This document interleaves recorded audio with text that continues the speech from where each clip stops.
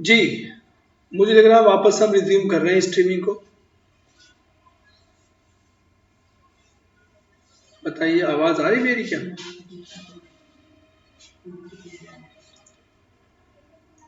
If my voice is clear.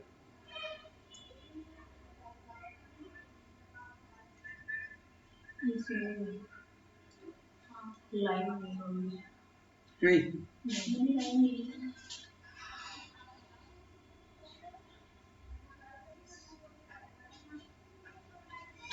चलिए, दूसरी poem हमारी है तो मिल्टन 1802, या इसको लंदन भी कहते हैं, लंदन 1802, या टू मिल्टन इसको लिखा है विलियम वर्ड्सवर्थ ने। और हम इसकी इस पोएम को भी पढ़ लेते हैं। ये एक सोनेट है। स्क्रीन पर आपके है ये।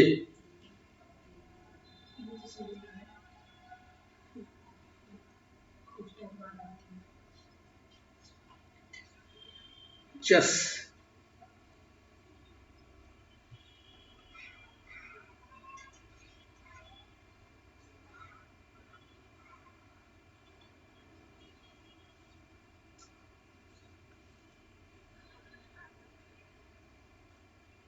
जी, आपके सामने पोएम है।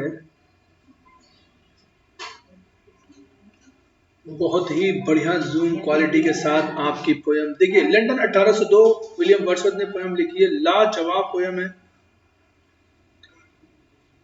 मिल्टन कह रहे हैं, ओ सॉरी, वर्ड्सवर्थ कह रहे हैं, Milton thou shouldst be living at this hour. ए मिल्टन, तुमको इस घड़ी जिंदा रहना चाहिए इंग्लैंड के अंदर। हाँ। नहीं हो रहा, लेकिन रिकॉर्डिंग हो रही है। अगर आपके पास पोयम हो तो पढ़ लीजिए।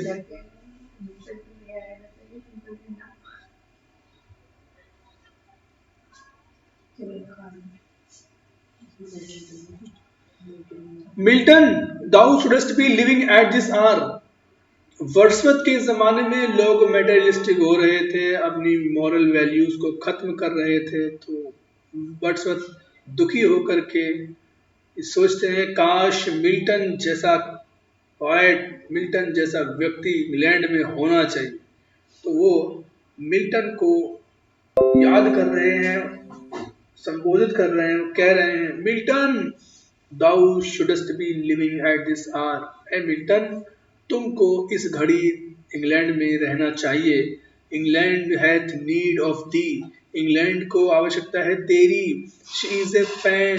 वो फैन हो गई है। फैन, FEN, फैन, दलदल। FEN, फैन, फैन का मतलब होता है दलदल। इंग्लैंड दलदल हो गया है, हो गई है, यानी इंग्लैंड देश दलदल हो गया है। किसी भी देश के साथ हम शी का इस्तेमाल करते हैं। किसी भी देश को हम ही नहीं मानते, भारत माता की जय कहते हैं, भारत पिता की जय नहीं कहते। She is a fan, England has become a fan. एक दलदल हो गई है, किस चीज का? Of stagnant water. किस चीज का? ऑफ स्टैग्नेंट वाटर, एक सड़े हुए पानी का। स्टैग्नेंट का मतलब होता है ठहरा हुआ पानी, जहां पानी ठहर जाता है, सड़ जाता है। स्टैग्नेंट की स्पेलिंग भी आ जाती है, STAGNANT। स्टैग्नेंट वाटर्स का दलदल हो गया है England. Altar, sword and pen, तीनों चीजें। चाहे आल्टर हो, आल्टर मतलब बलि वेदी, यानी पवित्र कोना, यानी चर्च। क्वेश्चन बन जाएगा, ये आल्टर किसके लिए आया? ये चर्च के लिए आया। चाहे वो चर्च हो, यानी धार्मिक संस्थाएं हो, स्वॉर्ड तलवार, या वो तलवार हो, तलवार मतलब राज्य के द्वारा सुरक्षा में जितने भी, हम सोल्जर्स कह सकते हैं, आर्मी हो हमारी, या पेन, पेन का मतलब राइटर्स या मीडिया। ये तीनों चीजें, चर्च भी, स्वॉर्ड शासन गवर्नमेंट भी, और पेन मैन ऑफ लेटर्स भी, लिटरेचर के लोग भी, मीडिया भी। Fireside, the heroic wealth of Hall and power, fire side ये हो या heroic wealth of hall, heroic wealth of hall and power, जितनी भी इंग्लैंड की जितनी भी हैरत अंगेज कारनामे हों, बड़े बड़े काम हों एंड पावर, कुंज हो, खूबसूरत वादियां हों, have forfeited their ancient English tower, वो कभी किसी जमाने में प्राचीन जो अंग्रेजी शान थी, उस पूरी शान को फॉरफीट कर दिया है, जब्त कर लिया है इन चीजों ने। फॉरफीट की स्पेलिंग आ जाती है। इंग्लैंड कोई जमाना था कि हर फील्ड में लाजवाब था, लेकिन अब कुछ भी उसके अंदर नहीं बचा है, बेकार की चीजों ने उनको उसको फॉरफीट कर लिया। स्पेलिंग आती है FEIT या FIET, फॉरफीट। जितने भी EI और IET वाले क्वेश्चन आपसे पूछे जाएंगे, उनमें याद रखना, अगर तुक्का भी लगाना हो तो पूछा जाएगा वो EI वाला पूछेगा। EI नॉर्मली IE होता है, लेकिन वो पूछेगा EI वाला। और फीट FEIT, surfeit FEIT, SUR सर FEIT फीट है। Forfeited their ancient English dower, ancient glory को जब्त कर लिया है। ऑफ इनवर्ड हैप्पीनेस, वो जो अंदर की आंतरिक खुशी थी इंग्लैंड की, सब जब्त हो चुकी है। बहुत इंपॉर्टेंट है। वी आर शेल्फिश मैन, हम स्वार्थी आदमी हो चुके हैं। याद रखिएगा यहाँ पर TS इलियट की होलो मैन की, फ्रॉम द होलो मैन की लाइन है, we are the hollow man, we are the selfish man, we are the hollow man, we are the selfish man. ये लाइन है केवल we are selfish man, the नहीं है इसमें, याद रखना। We are selfish man, oh rise us up, return to us again. हम स्वार्थी हो गए हैं, हम स्वार्थी व्यक्ति हैं मिल्टन, हम स्वार्थी व्यक्ति हैं। ओह राइज अस अप, हमें जगा दो, sorry raise us up, RAIS raise, हमें जगा दो, उठा दो, हम बहुत नीचे गिर गए हैं। ए मिल्टन, हमें रेज अस अप, हमें ऊपर उठा लो। रिटर्न टू अस अगेन, हमारे पास तुम वापस आ जाओ। एंड गिव अस मैनर्स, हमें तौर तरीके दे दो, तमीज सिखा दो। वर्च्यू, हमें गुण सिखा दो। फ्रीडम, हमें आजादी सिखा दो। पावर, हमें ताकत सिखा दो। Thy soul was like a star, लाजवाब लाइन है। Thy soul was like a star, तेरी आत्मा सितारे की समान थी। एंड ड्वेल्ट अपार्ट, और बहुत दूर अब वो रहती है। ड्वेल्ट अपार्ट, ड्वेल्ट लिव्ड की सेकंड फॉर्म में, लिव्ड, ड्वेल्ट अपार्ट, तेरी आत्मा सितारे के समान थी, अब वो बहुत दूर रहती है। Thou hadst a voice whose sound was like the sea. Thou hadst a voice, तेरी ऐसी आवाज थी, तेरी आवाज ऐसी आवाज थी, whose sound was like the sea, जिसकी आवाज सागर की गड़गड़ाहट के जैसी थी, गड़गड़ाहट के जैसी, सागर की पटारों की जैसी। प्योर, बिल्कुल प्योर थी, स्वच्छ पवित्र थी, इतनी पवित्र थी एज द नेकेड हेवन, जैसे बिल्कुल साफ सुथरा आकाश। इतनी स्वच्छ आवाज थी तेरी, इतनी साफ सुथरी आवाज थी तेरी, जैसे नेकेड हेवंस, जैसे नग्न आकाश। मैजेस्टिक, शानदार।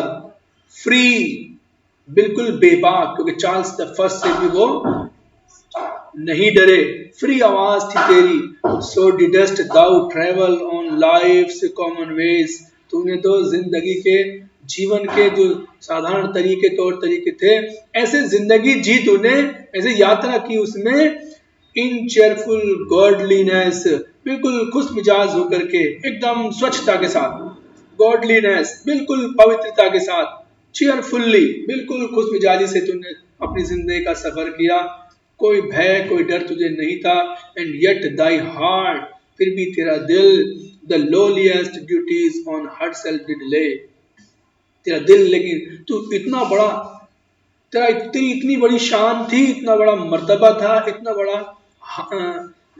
स्टेटस था तेरा, लेकिन फिर भी तेरा दिल लोलियस ड्यूटीज, निम्न से निम्न स्तर के कर्तव्य को करने के लिए हमेशा तैयार रहता था। डिडले हमेशा तैयार रहता था। तो इतना बड़ा नाम था तेरा, तो इतना बड़ा व्यक्ति था, लेकिन तू छोटे छोटे काम करने के लिए हमेशा तैयार रहता था। O Milton, thou shouldst be living at this hour. ये इंपॉर्टेंट लाइनें हैं। The soul was like a star and dwelt apart, ये इंपॉर्टेंट लाइन है। She is a fen of stagnant water, ये इंपॉर्टेंट लाइन है, ये आप जरूर पढ़ें। Hope you understand.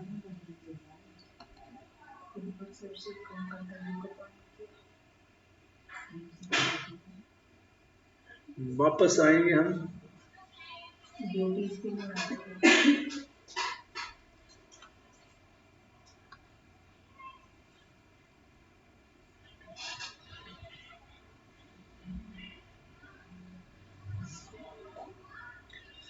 Question number 66 हमारा आता है। हम इसके क्वेश्चन पर आएंगे पहले तो, और क्वेश्चन है हमारा ये 66 क्वेश्चन।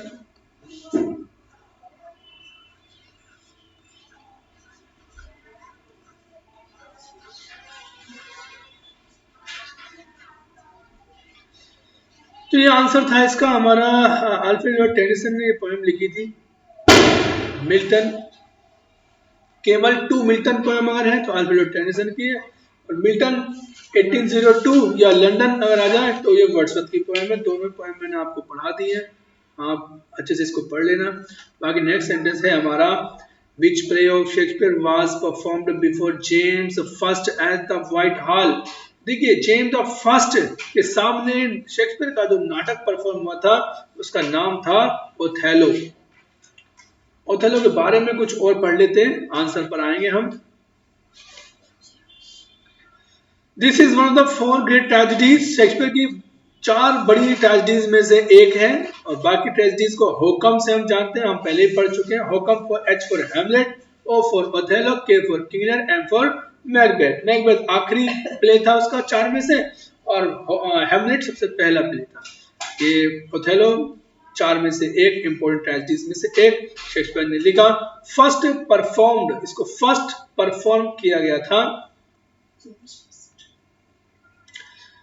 जेम्स द फर्स्ट के सामने। ये जेम्स द फर्स्ट, ये वही राजा थे जिनको भूत प्रेतों में बहुत, जादू टोने में बड़ा विश्वास था। एट द व्हाइट हॉल में परफॉर्म किया गया था। सेट इन वेनिस, इसकी जो सेटिंग है, सेट होता है वेनिस में। It is a tragedy of jealousy. इसमें कभी कभी क्वेश्चन आ जाता है उस समय लड़ाई किससे हो रही थी। तो ये ओथेलो जो नाटक है, इसमें इंग्लैंड की लड़ाई हो रही थी, यानी वेनिस की लड़ाई हो रही थी। वेनिस की लड़ाई हो रही तुर्कों से, और जो ओटोमन एम्पायर था उससे, तुर्कों से लड़ाई हो रही थी।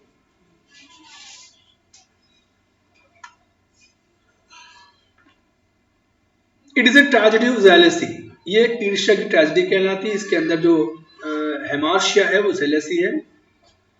The story is taken from Giraldi Cinthio, important नाम है जिरेल्डी सिंथियो की, लिखी थी उन्होंने हिकैटोमिथी। हिकैटोमिथी इसकी सोर्स बुक है जिसको लिखा था जिरेल्डी सिंथियो। यहाँ पर हम पढ़ते चले measure for measure, Troilus and Cressida और all is well that ends well. बाकी ये 3 ऑप्शंस हैं, इसके बारे में पढ़ते चले। ये तीनों के तीनों नाटक हमारे प्रॉब्लम प्ले की श्रेणी में रखे जाते हैं। फ्रेडरिक एस बॉस, इन्होंने ये क्रिटिक थे। Measure for measure, Troilus and Cressida, all is well that ends well, इसे कर देने से स्पेलिंग टॉयलेस एंड कैसिडा है, all is well that ends well, spelling सही कर लेना। इन तीनों नाटकों को प्रॉब्लम प्ले की क्लास में रखा गया।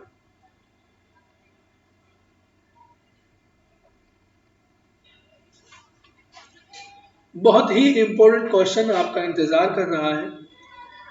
क्वेश्चन है हमारा ये 67 क्वेश्चन है हमारा। Milton talks of the supplementing of books. Milton books की हिमायत करते हैं with personal contact and practical experience. वो कहते हैं कि बुक्स के अंदर प्रैक्टिकल एक्सपीरियंस भी होने चाहिए और साथ साथ पर्सनल कॉन्टेक्ट भी होने चाहिए।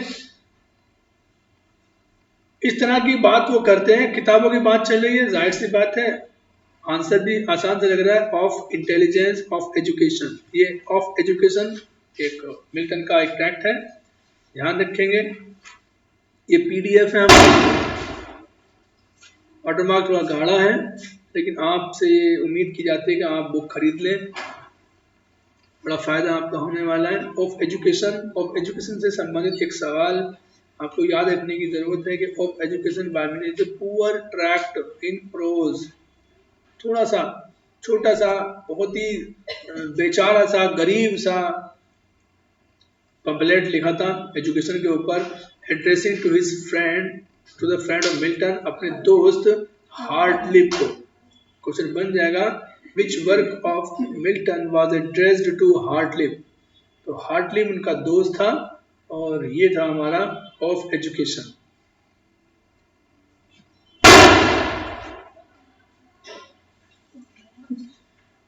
बाकी 68 क्वेश्चन, हम 68 पर आएंगे और 68 क्वेश्चन है हमारा, बहुत ही इंपॉर्टेंट है। दैट वन में स्माइल, मान लीजिए अगर कोई आदमी मुस्कुराता है, मुस्कुरा ही रहा है, एंड बी ए विलेन, एक आदमी मुस्कुरा रहा है, मुस्कुरा रहा है, मुस्कुराते ही रहता है, अगर मुस्कुराते ही रहता है समझ लो वो कोई ना कोई गहरी बात छिपा रहा है, विलेन हो सकता है। बहुत बढ़िया लाइन शेक्सपियर साहब ने कही है, पे टू दिस लाइन्स ऑफ पियर, और ये लाइन है हैमलेट की, और हैमलेट की भी लाइन उस वक्त ही है जब होस्ट की एंट्री होती है प्ले के अंदर। यस, हम पढ़ लेंगे। This line appears in the play Hamlet, ये लाइन अपेयर होती है इन द प्ले हैमलेट में। हियर द घोस्ट, यहाँ पर घोस्ट क्या करता है, ghost of Hamlet's father tells his son Hamlet how he is poisoned, कैसे उसको उसके अंदर उसके कानों में जहर मिलाया गया था उसके भाई क्लॉडियस के द्वारा। whom it calls the smiling villain, जिसको इट आया है यहाँ पर हैमलेट के घोस्ट के लिए, मतलब हैमलेट के पिताजी के घोस्ट के लिए। हैमलेट के पिताजी का नाम भी हैमलेट ही था। तो हैमलेट का घोस्ट क्लॉडियस को कहता है स्माइलिंग विलेन। क्वेश्चन ये बन जाता है कि who is smiling villain refer to, ये स्माइलिंग विलेन किसको कहा गया, स्माइलिंग विलेन कहा गया, स्माइलिंग विलेन कहा गया क्लॉडियस को। विलेन मुस्कुराता हुआ गुंडा, झगड़, समझ रहे हैं, मुस्कुराता हुआ गुंडा। वो कहता है ओ मोस्ट परनीसियस वुमेन, ओ सबसे ज्यादा घृणित औरत, ये है उसकी माँ Gertrude. O villain villain smiling, और विलेन गुंडे गुंडे मुस्कुराते हुए गुंडे, ये कहा किंग क्लॉडियस को। डैम्ड विलेन, लानत है तुझ पर गुंडे। My tables meet it is I set it down that one may smile and be a villain. My tables, मेरी टेबल्स थी, मेरे खाने के टेबल, मेरा दस्तरखान था, मीट मिला मुझसे, it is I set it down, मैंने उसको तैयार किया था, मैंने उसको सही किया था, लगाया था, मैंने अपना दस्तरखान लगाया था, लेकिन खाना किसने खा लिया, खाना मैंने लगाया था लेकिन खा किसने लिया, उसके भाई ने। दैट वन में स्माइल, और मुस्कुरा रहा है, वन में स्माइल, एक आदमी मुस्कुरा सकता है, एंड स्माइल, और वो मुस्कुराता ही अगर रहता है, एंड बी ए विलेन, संभवतः वो विलेन होगा, याद रखना इसका। एक्ट फर्स्ट सीन फिफ्थ में कहा, बहुत ही इम्पोर्टेंट बात कही थी। बाकी नेक्स्ट क्वेश्चन हम पढ़ेंगे। क्वेश्चन है हमारा 69। वेयर डू दीज लाइन्स अकर। लाजवाब क्वेश्चंस आ रहे हैं। वेयर डू दीज लाइन्स अकर, ये लाइनें कहाँ आती हैं? वो कह रहा है, क्वेश्चन है, farewell farewell the heart that lives alone. अलविदा अलविदा उस दिल को। अलविदा अलविदा उस दिल को। कौन सा दिल? दैट लिव्स अलोन, जो अकेला रहता है, जो तन्हा रहता है। हाउस्ड इन ए ड्रीम, जो घर बनाता है सपनों में, जो सपनों में रहता है, अकेला रहता है, उस दिल को अलविदा। जा बेवफा जा, तुझे प्यार नहीं करना वाला कुछ वाला भाव है। तन्हा जी लेंगे हम जब तन्हा ही मरना, ऐसा गाना है, आप उसे सुनना, काफी अच्छा गाना है, वो भाव है लिटरेचर। लाइन कहाँ से आई है? इंपॉर्टेंट लाइन है, देखिए ऐसा लगता है जैसे शेक्सपियर की लाइन होगी।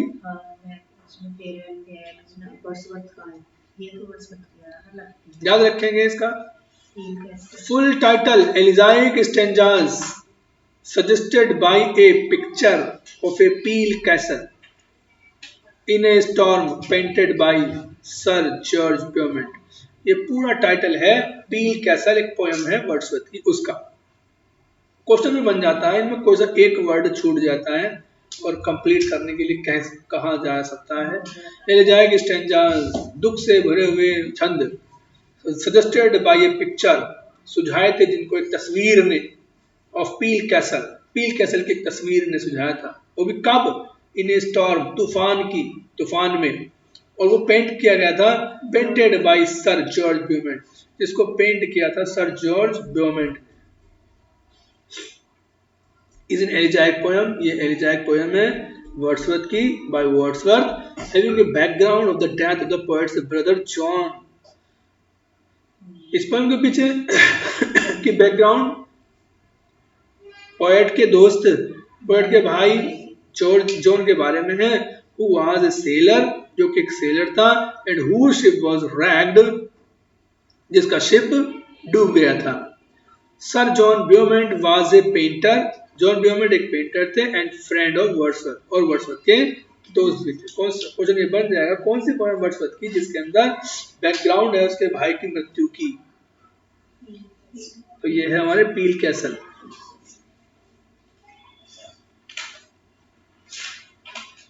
Question number 70।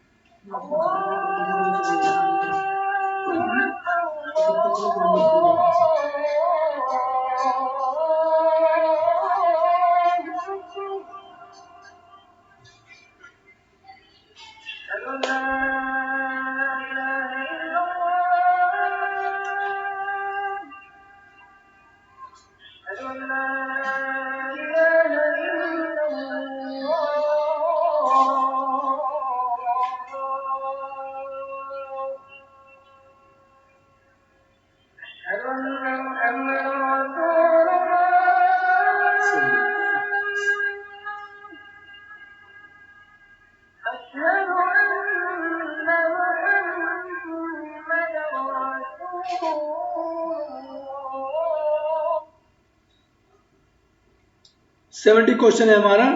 मेरी wives of Windsor is a an, important question है। मेरी वाइफ्स ऑफ विंडसर, इससे पहले का जवाब नहीं दिया ना, पील कैसल का है, सही है। Merry wives of Windsor is a या an, comedy, tragedy, epilogue, farce. Merry wives of Windsor हमारी विलियम शेक्सपियर का एक नाटक है, और जिसे हम कॉमेडी की क्लास में रखते हैं। इम्पोर्टेंट बात पढ़ने की है इसकी, वो है हमारी, it was written at the request of Queen Elizabeth. Important बात है, कौन सा प्ले शेक्सपियर का क्वीन एलिजाबेथ की रिक्वेस्ट पे लिखा गया था to Shakespeare for showing Falstaff in love? Falstaff जो हेनरी सीरीज का एक मूर्ख था, फूल था, उसको एलिजाबेथ ने कहा कि इसको प्यार करते हुए किसी से दिखाओ किसी नाटक में। तो तब विलियम शेक्सपियर ने मैरी वाइफ्स ऑफ विंडसर लिखा था, who makes love with two women, जो दो स्त्रियों से प्रेम करता है, the wives of Ford and page, Ford और पेज की पत्नियों से ये प्यार करता है। Falstaff also figures in the play Henry fourth part 1 and 2। Falstaff Henry fourth part 1 और 2 में भी है। 70 क्वेश्चन हमारे हो चुके हैं। अब हम बात करेंगे आगे कल नेक्स्ट